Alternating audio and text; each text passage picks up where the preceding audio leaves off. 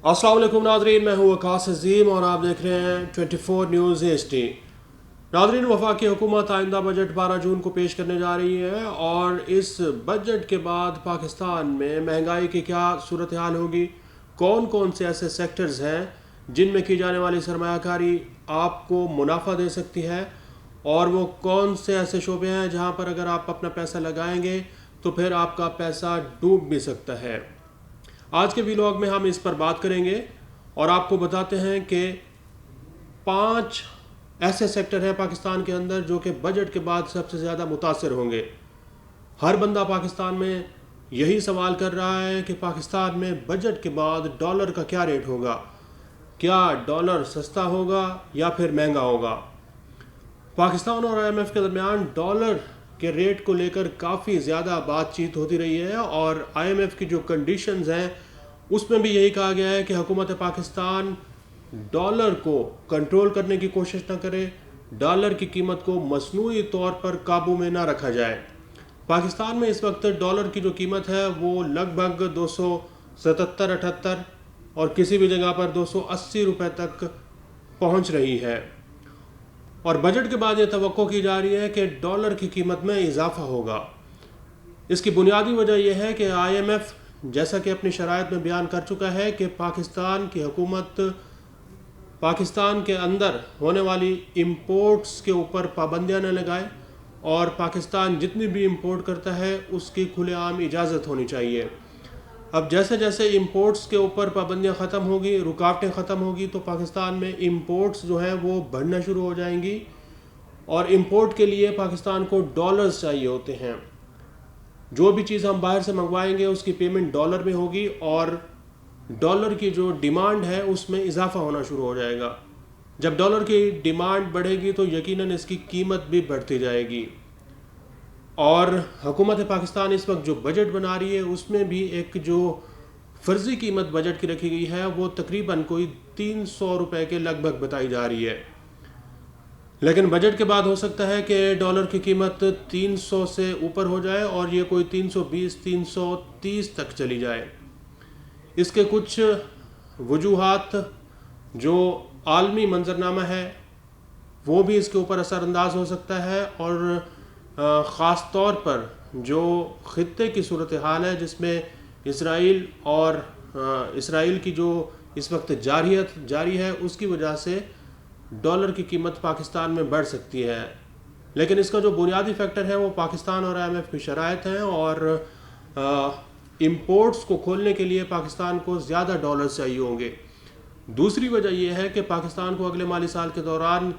अपने बैरूनी कर्जे भी अदा करने हैं और इन कर्ज़ों के ऊपर सूद भी अदा करना है। तो पाकिस्तान के ज़र मुबादला के ज़खायर पर दबाव बढ़ेगा। जैसे जैसे ज़र मुबादला के ज़खायर कम होंगे तो डॉलर की कीमत बढ़ना शुरू होगी। जब डॉलर की कीमत बढ़ना शुरू हो जाएगी तो फिर हर चीज़ पाकिस्तान में महंगी होना शुरू हो जाएगी। ख़ास तौर पर डॉलर की कीमतों का असर तेल की कीमतों पर आता है और इस वक्त पाकिस्तान में जो तेल की कीमत है वो कम होना शुरू हो चुकी है क्योंकि आलमी मार्केट में तेल की कीमत में कमी देखी गई है। आलमी मार्केट में इस वक्त जो तेल की कीमत है वो जो क्रूड ऑयल है उसकी कीमत $75 के लगभग है और जो ब्रेंट है उसकी कीमत $79 के लगभग है। अब कुछ तज्ज़िया निगार और माहिर मईशत ये भी कह रहे हैं कि इसराइली जंग की वजह से तेल की कीमतों में इजाफा हो सकता है। लेकिन अगर फ़र्ज़ करें कि इसराइल के जंग के असरात तेल की कीमत पर नहीं आते और पाकिस्तान में डॉलर की कीमत ऊपर जाती है तो फिर यकीनन पाकिस्तान में तेल महंगा होगा, पेट्रोल और डीज़ल की कीमतों में इजाफा होगा और फिर जब तेल पाकिस्तान में महंगा होगा तो फिर खाने पीने की अशिया भी महंगी होंगी और रोज़मर्रा इस्तेमाल की अशिया भी बढ़ेंगी, उनकी कीमतों में इजाफा देखा जाएगा। इसी तरह जो सबसे ज़्यादा जिस बारे में पूछा जा रहा है वो है सोने की कीमत। सोने की कीमत में इजाफा अभी भी देखा जा रहा है और इस वक्त पाकिस्तान में जो सोने की कीमत है वो कोई लगभग 2,43,000 रुपये फ़ी तोला तक पहुंच चुकी है और जो लोग कारोबारी हजरात हैं, ताजर हैं, वो ये कह रहे हैं कि बजट के बाद शायद पाकिस्तान में सोने की जो फ़ी तोला कीमत है वो कोई 3 लाख रुपए तक पहुंच सकती है। इसकी भी बुनियादी वजह यह है कि आलमी मार्केट में सोने की कीमत में मुसलसल इजाफा रिकॉर्ड किया जा रहा है और सोने की जो इस वक्त आलमी मार्केट में कीमत है वो कोई $2,400 फ़ी औंस तक पहुंच चुकी है। 6 माह पहले आपने देखा था कि आलमी मार्केट में सोने की जो कीमत थी वो $2,500 फ़ी औंस तक पहुंची थी, लेकिन फिर आहिस्ता आहिस्ता कम होना शुरू हो चुका था। लेकिन अब फिर दोबारा वही ट्रेंड नज़र आ रहा है कि आलमी मार्केट में सोने की कीमत में इजाफा हो रहा है और पाकिस्तान में बजट के बाद फिर सोने की जो कीमत है उसमें इजाफा मज़ीद हो सकता है। तो जिन लोगों ने सोने में इन्वेस्ट किया हुआ है या फिर अभी सोना ख़रीद रहे हैं, बजट के बाद उनको प्रॉफिट हो सकता है। इसके बाद जो सबसे बड़ा सेक्टर है पाकिस्तान के अंदर, जिन लोगों ने प्रॉपर्टी सेक्टर में, रियल एस्टेट सेक्टर में सरमाया की कारी की हुई है, उनके लिए अच्छी खबर यह है कि बजट के बाद प्रॉपर्टी सेक्टर और रियल एस्टेट सेक्टर में काफ़ी तेज़ी देखने को मिलेगी। एक वजह तो यह है कि हुकूमत पाकिस्तान प्रॉपर्टी सेक्टर के ऊपर मज़ीद टैक्सेस लगाने जा रही है। ख़ास तौर पर जो बड़े प्लॉट्स हैं, बड़ी बड़ी प्रॉपर्टीज़ हैं, 5 करोड़ रुपए मालियत से ज़्यादा की, उनके ऊपर टैक्सों की शरह 30 से 35% तक हो सकती है। तो जिन लोगों ने इस वक्त प्लॉट्स लिए हुए हैं या फिर बड़े प्रोजेक्ट्स में सरमायाकारी की हुई है, उनके लिए इजाफी टैक्स तो देना पड़ेगा, लेकिन फिर उनके जो प्रॉफिट है, मुनाफा है, वो भी बढ़ जाएगा। इसी के साथ जो हाउसिंग सोसाइटीज़ हैं जो कि किस्तों पर अपनी फाइल्स बेचती हैं प्लॉट्स की, उनमें भी तेज़ी देखने में मिलेगी, क्योंकि हुकूमत पाकिस्तान ये चाह रही है कि किसी तरह इस वक्त रियल एस्टेट सेक्टर को कुछ रिलीफ दिया जाए ताकि कंस्ट्रक्शन का जो इंडस्ट्री है उसमें तेज़ी आए और पाकिस्तान में जो कारोबारी सरगर्मियां हैं इसमें इजाफा हो सके। क्योंकि कंस्ट्रक्शन की इंडस्ट्री में जैसे बूम आएगा तो फिर स्टील सेक्टर का इसके ऊपर असर पड़ेगा और स्टील की जो कीमतें हैं वो भी बजट के बाद पाकिस्तान में बढ़ सकती हैं। इसके साथ साथ गाड़ियों की जो कीमतें हैं वो भी बजट के बाद बढ़ जाएंगी और बजट के बाद पाकिस्तान में ख़ास तौर पर जो ऐसी गाड़ियां हैं जो कि हम इंपोर्ट करते हैं, बाहर से मंगवाते हैं, हुकूमत पाकिस्तान उनके लिए एक नई पॉलिसी लेकर आ रही है और उसके ऊपर रेगुलेटरी ड्यूटीज़ में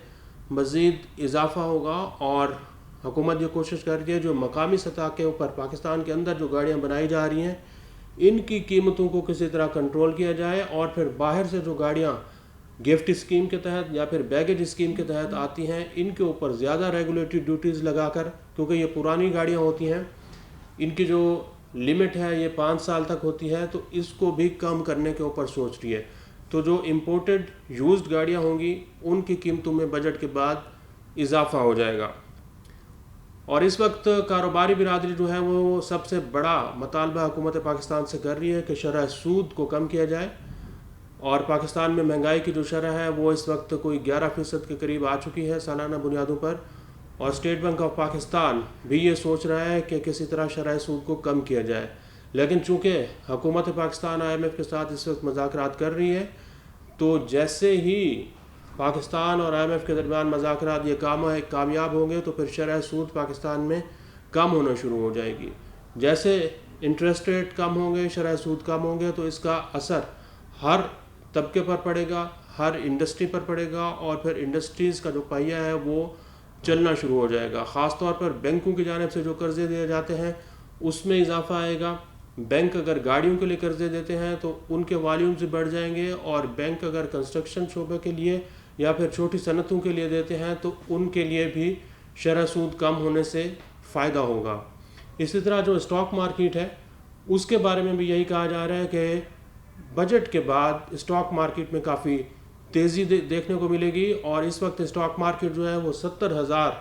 पॉइंट्स की सतह से तजावुज़ कर चुकी है। ख़ास तौर पर ऐसी कंपनियों के शेयर्स जिनकी कीमतें इस वक्त कम हैं और वो खसारे का शिकार हैं या फिर स्ट्रगलिंग पोजीशन में हैं कि किसी तरह उनकी हालत बेहतर हो जाए, अगर उनके शेयर्स इस वक्त ख़रीदे जाते हैं, मसलन जिस तरह PIA है, PIA की हुकूमत ये कोशिश कर रही है कि इसको प्राइवेटाइज़ कर दिया जाए, इसको फ़रोख्त कर दिया जाए, तो इसकी प्राइवेटाइजेशन के बाद PIA के जो शेयर्स हैं उनकी कीमतों में इजाफा हो जाएगा। तो इस वक्त जहाँ जहाँ सस्ते शेयर्स मिल रहे हैं, अगर लोग उनमें सरमायाकारी करते हैं तो बजट के बाद फिर उनको प्रॉफिट हो सकता है। अब बजट 12 जून को पेश होगा और बजट में देखते हैं कि हुकूमत पाकिस्तान क्या ऐलानात करती है, क्या बजट इन तवक्कुआत के ऊपर पूरा उतरता है या फिर नहीं।